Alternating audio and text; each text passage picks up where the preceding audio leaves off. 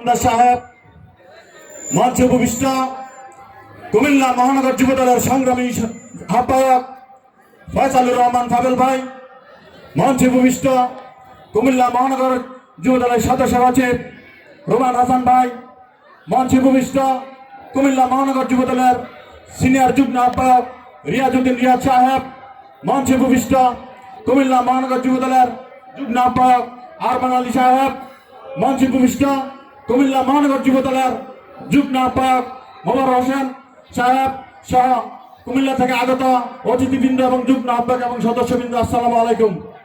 আসলে আমি বলতে চাচ্ছি, পদ পদবি কোনো বিষয় নয়, বিষয় হচ্ছে কারা অ্যাক্টিভিটিস ছিল 5ই আগস্টের আগে, কারা অ্যাক্টিভিটিস ছিল, কারা বেশি নির্যাতিত হয়েছে। আমি যেমন 2018 সালের মামলায় আমি দীর্ঘদিন জেল খেটেছি, 24 সালে 2টি মামলায় জেল খেটেছি। জেল থেকে আসার পরেও আমি কিন্তু একদিনও লুকিয়ে থাকি নাই, প্রতিটি প্রোগ্রামেই ছিলাম।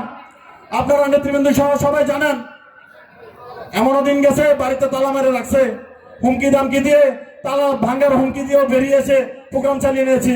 আমি শুধু বলতে চাই যে যারা অ্যাক্টিভিটিস ছিল বিগত দিনগুলিতে, তাদেরকে আপনারা মূল্যায়ন করবেন, এই আশাবাদ ব্যক্ত করে আগামী দিনে দেশবিরোধী যে কোনো ষড়যন্ত্রের বিরুদ্ধে ঐক্যবদ্ধ থাকার জন্য, সবাইকে ঐক্যবদ্ধ থাকার জন্য আহ্বান জানিয়ে আমি আমার বক্তব্য শেষ করছি।